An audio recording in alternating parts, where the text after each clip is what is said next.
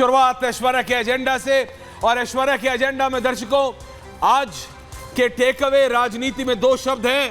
पहला गच्चा।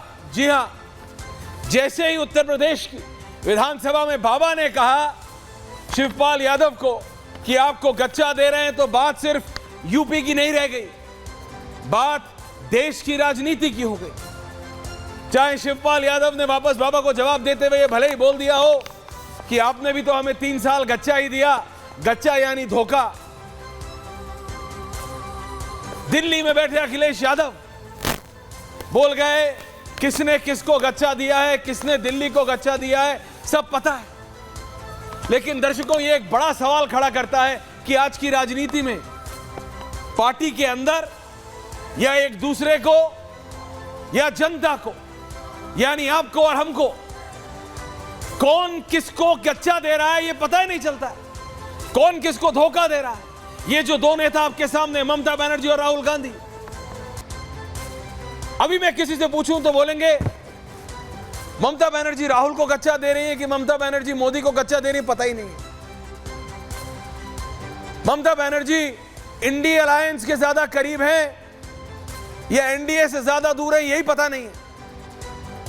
बात अखिलेश यादव की कर लूं तो अखिलेश यादव राहुल गांधी को गच्चा दे रहे हैं क्या?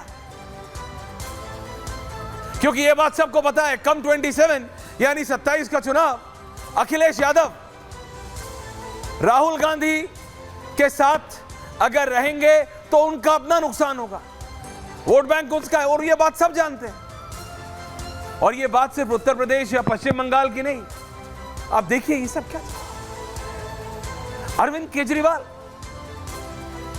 केजरीवाल किसको गच्चा दे रहे हैं? राहुल गांधी को, या राहुल गांधी अरविंद केजरीवाल को, या दोनों एक दूसरे को, या दोनों मिलकर आपको? बीजेपी में भी है केशव प्रसाद मौर्य, किसको गच्चा दे रहे हैं? एकनाथ शिंदे, अजीत पवार, किसको गच्चा दे रहे हैं? पर गच्चा देने की प्रथा कोई, या धोखे मतलब या खेल करने की प्रथा कोई नई थोड़ी है। भाई प्रधानमंत्री नरेंद्र मोदी भी इतनी आसानी से प्रधानमंत्री नहीं बने, उन्हें भी बड़े बड़ों को गच्चा देना पड़ा था बीजेपी में। 14 में जब वो प्रधानमंत्री के कैंडिडेट बने, बड़े बड़े नेताओं को अपनी पार्टी में गच्चा दिया था नरेंद्र मोदी ने भी, और ऐसी धोबी पछाड़ दी थी कि उठ नहीं पाए वो नेता। फिर मुझे आज तक याद है गोवा की वो राष्ट्रीय कार्यकारिणी, मूसलाधार बारिश हो रही थी, वो 5 सितारा होटल समुद्र के किनारे, समय था शाम के 5 सवा 5 बजे। कौन किसको धोखा, क्या मतलब बीजेपी में क्या था? राजनीति और गच्चा ये हमेशा चलता रहा,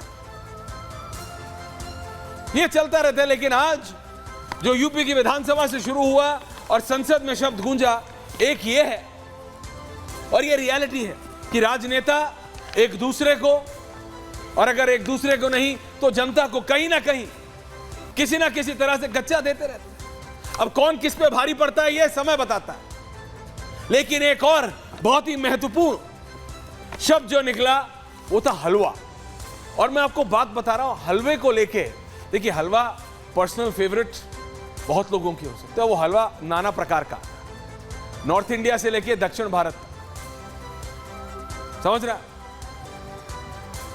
हलवा अलग अलग प्रकार का होता है साहब, और सबको पसंद होता है। बजट पे हलवा बनता है, वित्त मंत्री तस्वीर लाते हैं वो उनके ऑफिसर्स के साथ। राहुल गांधी जी को किसी ने ज्ञान दे दिया था कि सर जरा ये पूछ लीजिए, ये जितने अफसर खड़े हैं इसमें से कितने ओबीसी हैं और कितने एससी हैं, सबकी जरा पूछ लीजिए कौन किस कास्ट का है। तो राहुल गांधी जी को क्या है, उनको जो गाइड कर देता है वो पूछ लेते हैं। पूछ लिया, अब उल्टा पड़ गया। आज अनुराग ठाकुर ने पूछ लिया, अनुराग ठाकुर ने संसद में पूछ लिया कि ये तो बता दो, अरे ये तो बता दो राहुल गांधी जी कि CWG का हलवा किसने खाया था। अरे ये तो बता दो अंतरिक्ष घोटाले का हलवा किसने खाया था। अरे ये तो बता दो इस घोटाले का हलवा किसने खाया था, उस घोटाले का हलवा किसने खाया था। बात यह है कि विपक्ष को सत्ता को घेरना है। राहुल गांधी को यह पट्टी पढ़ा दी गई है कि बॉस ये सरकार चलेगी नहीं।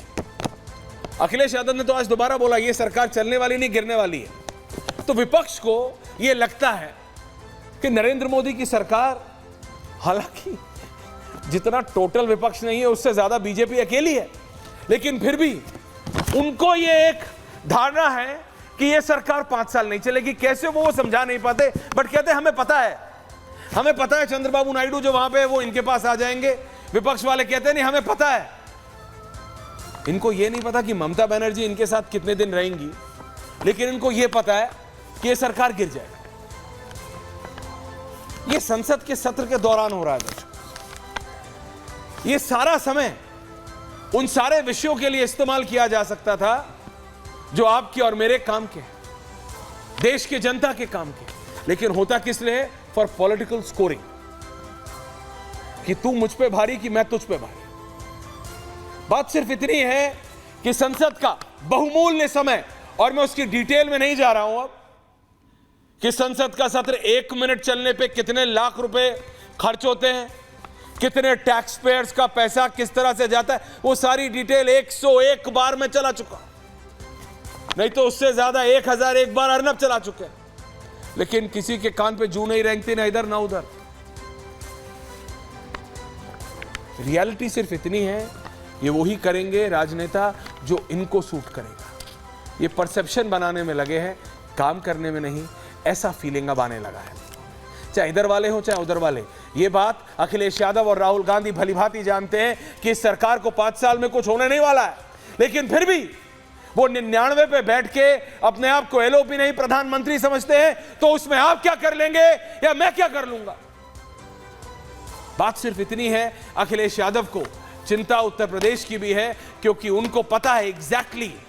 और आज तो जब शिवपाल यादव ने ऑफिशियली मान लिया भाटी जी कि 3 साल तो हम आपके भी कनेक्शन में थे, आपने भी तो हमको गच्चा दिया, अब बचा क्या?